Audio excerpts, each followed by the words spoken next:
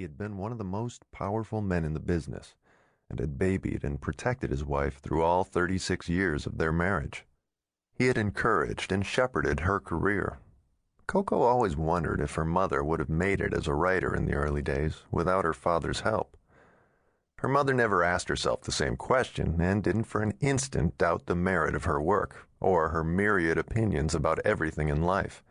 She made no bones about the fact that Coco was a disappointment to her and didn't hesitate to call her a dropout, a hippie, and a flake. Coco's equally successful sister Jane's assessment of her was loftier, though not kinder. Jane referred to Coco as a chronic underachiever. She pointed out to her younger sister that she had had every possible opportunity growing up, every chance to make a success of her life, and thus far had thrown it all away. She reminded her regularly that it wasn't too late to turn the boat around, but as long as she continued to live in a shack in Bolinas like a beach bum, her life would be a mess. Her life didn't feel like a mess to Coco. She supported herself, was respectable, didn't do drugs, and never had, other than the occasional joint with friends in college, and even that had been rare, which was remarkable at that age. She wasn't a burden on her family, had never been evicted, promiscuous, pregnant, or in jail. She didn't criticize her sister's lifestyle and had no desire to, nor did she tell her mother that the clothes she wore were ridiculously young, or that her last facelift still looked too tight.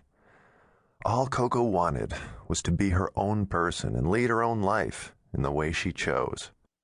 She had always been uncomfortable with their luxurious Bel Air lifestyle, hated being singled out as the child of two famous people, and more recently, the much younger sister of one. She didn't want to lead their life, only her own. Her battles with them had begun in earnest after she had graduated with honors from Princeton, went to Stanford Law School a year later, and subsequently dropped out in her second year. It had been 3 years since then.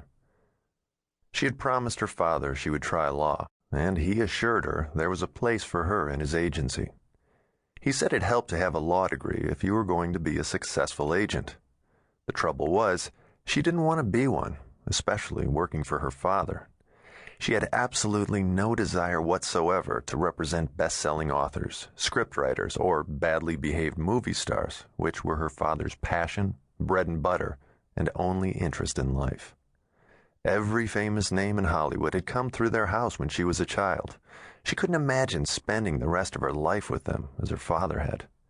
She secretly believed all the stress of representing and indulging spoiled, unreasonable, insanely demanding people for nearly 50 years had killed him.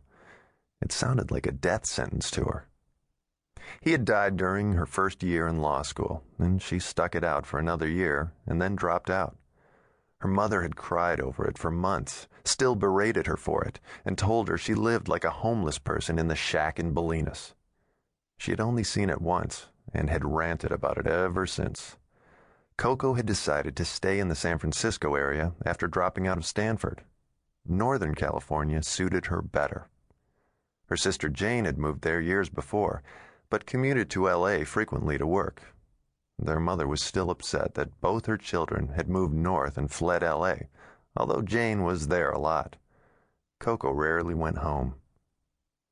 Coco's sister Jane was 39 years old. By the time she was 30, she had become one of the most important film producers in Hollywood. She'd had a dazzling career so far, and 11 record-breaking box office hits. She was a huge success, which only made Coco look worse. Her mother never stopped telling Coco how proud their father had been of Jane, and then she'd burst into tears again, thinking about her younger daughter's wasted life. Tears had always worked well for her, and got her everything she wanted from Coco's father. Buzz had thoroughly indulged his wife and adored his daughters. Coco liked to believe at times that she could have explained her choices, and the reasons for them, to him, but in truth she knew she couldn't have. He wouldn't have understood them any better than her mother or sister did, and he would have been both baffled and disappointed by her current life. He'd been thrilled when she got into law school at Stanford, and hoped it would put an end to her previously extremely liberal ideas. In his opinion, it was all right to be kind-hearted and concerned about the planet and your fellow man.